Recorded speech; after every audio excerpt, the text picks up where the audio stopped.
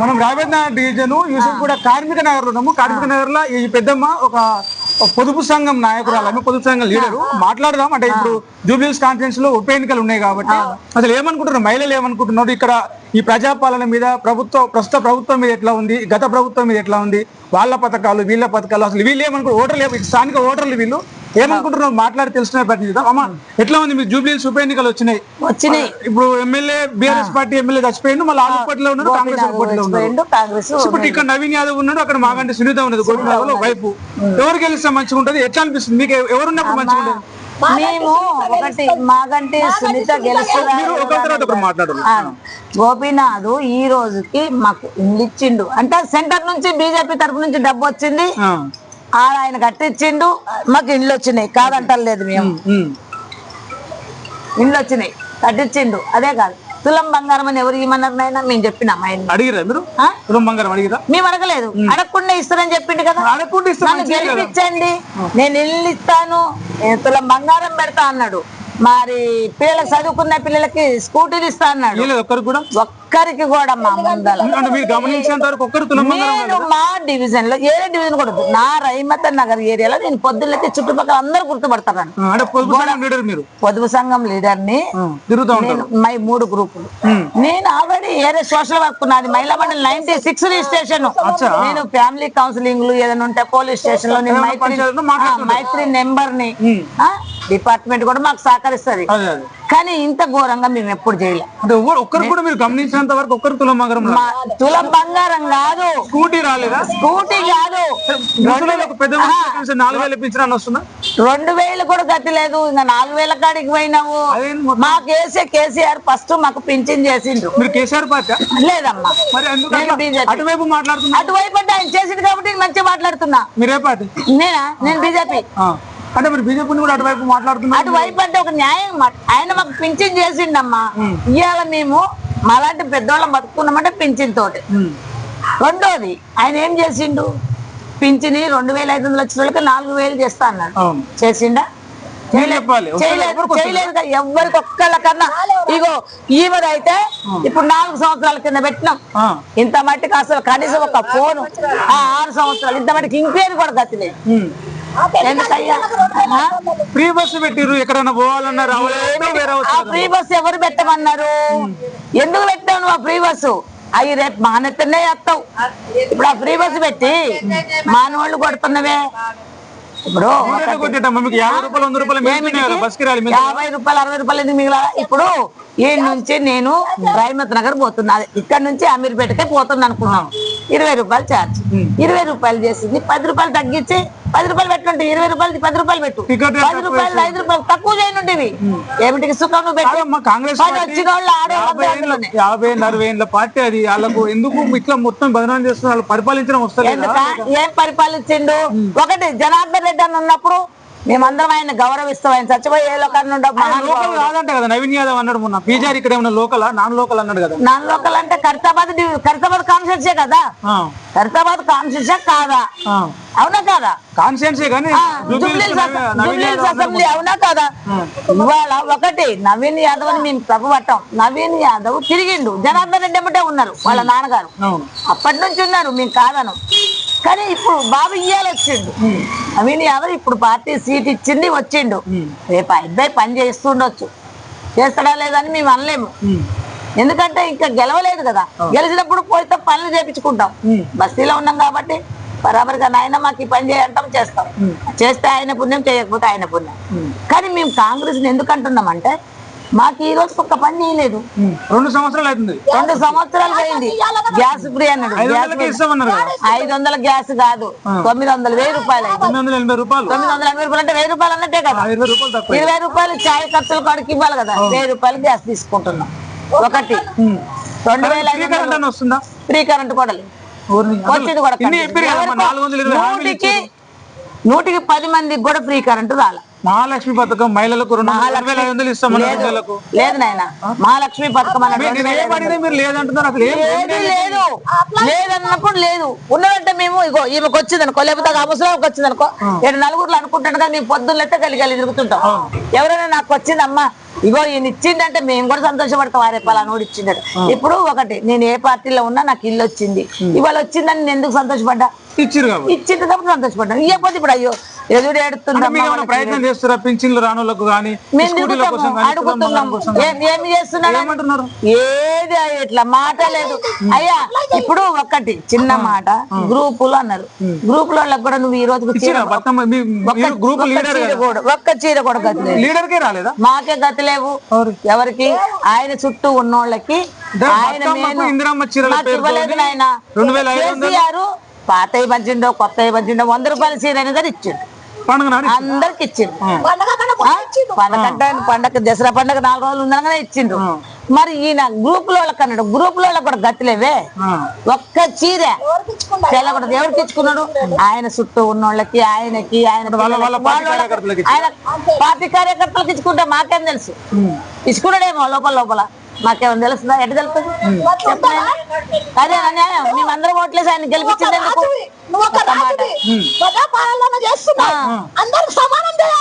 నలుగురు కళ్ళకు చూడాలి కదా.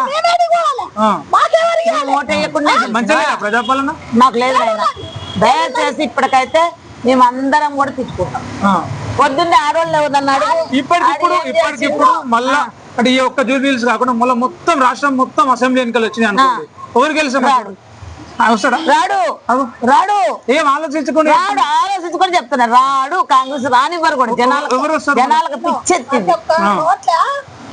పీజీఆర్ గారు ఉన్నప్పుడు పీజీఆర్ గెలిచిండు, ఆయన మంచిగా చేసిందని ఇదే అందరు అంటారు, ఇప్పుడు కూడా అంటారు. ఆయన అన్నం తిన్నారు, ఆయనకు ఒకరికి సాయం చేసిండు అదే అంటారు.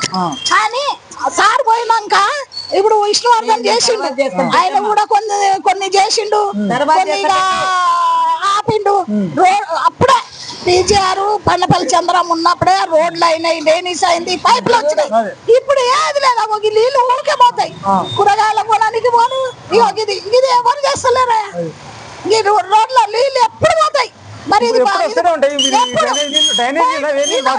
కాదు నీళ్ళే.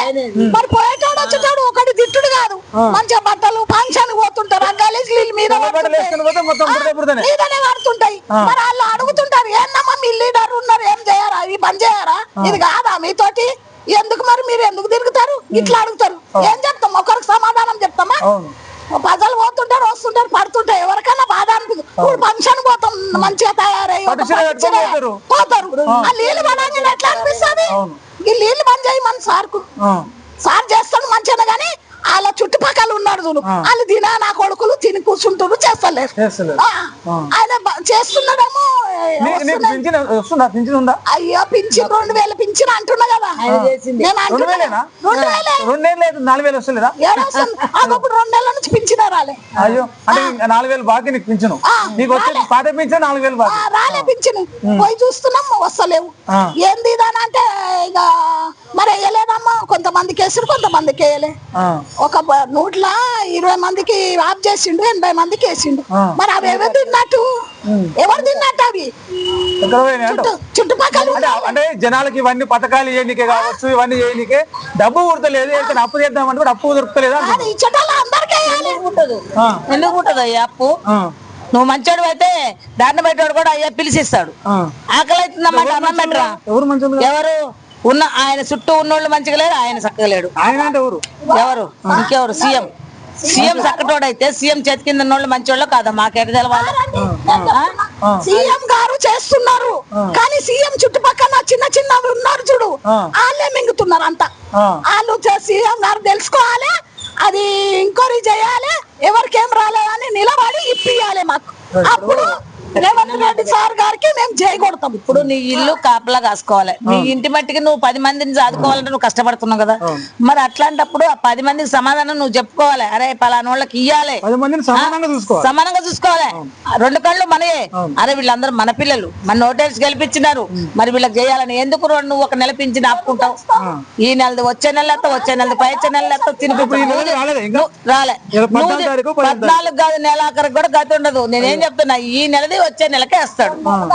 వచ్చే నెల అబ్బాయి వచ్చే నెల ఇప్పుడు ఎవరు ఒక ఉన్నారు? నెల తింటున్నాడు. అట్లా కాదమ్మా. ఇప్పుడు అది గవర్నమెంట్ తింటుందా లేకపోతే ఒక ముసలాం ఉంటది, కొడుకు బిడ్డ అప్పుడు ఎవరు ఉండరు, ఆమె పింఛనే మీద బతాది, చేత కాదు. ఎవరో కాదు. ఇప్పుడు నేను ఇంత గట్టిగా మాట్లాడుతున్నా, నాకెవరు లేరు. నమ్ముతావా నువ్వు? కానీ నాకెవరు లేరు, నేను ఒక్కదాన్ని.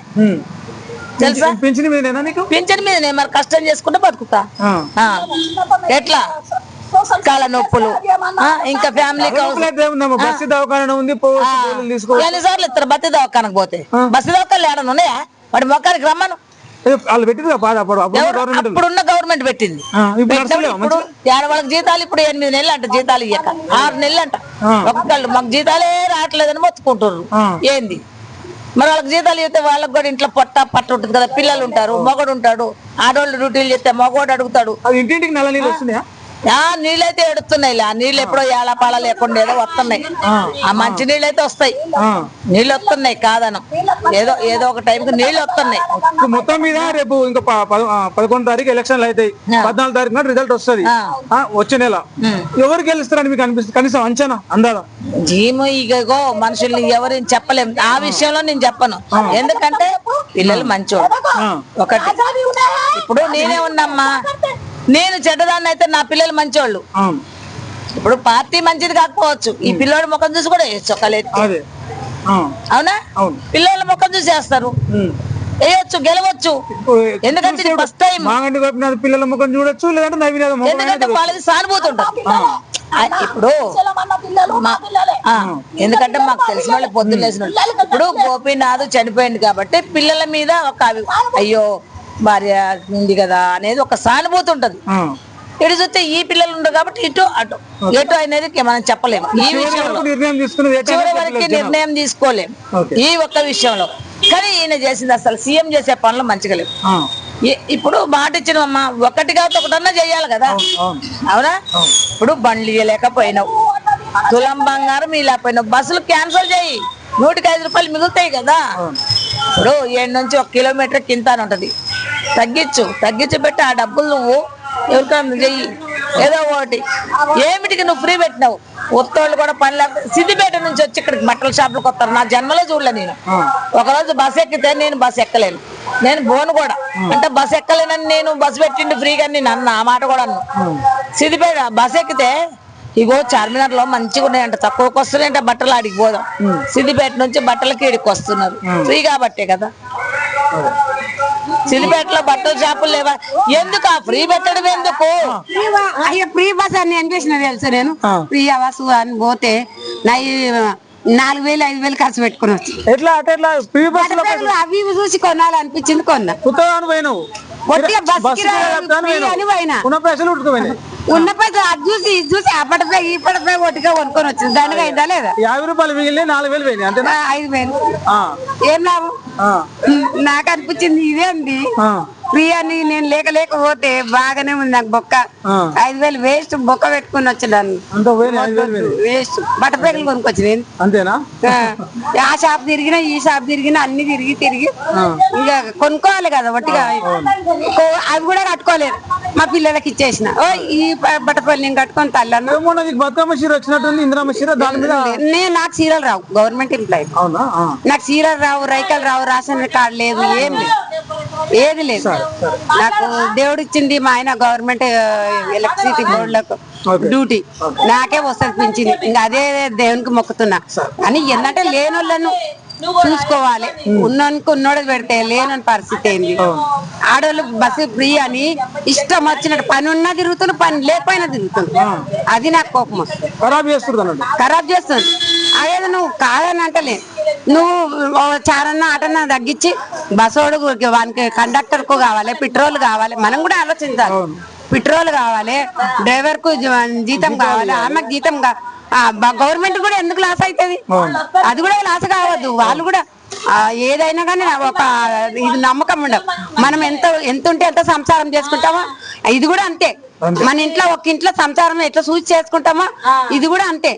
మన ఇంట్లో సంసారం ఉంటాం, అది కూడా ఇది కూడా సంసారం. 4 రూపాయలు బయట ఎందుకు వంచుతాము? చూసి వాడుకుంటాం.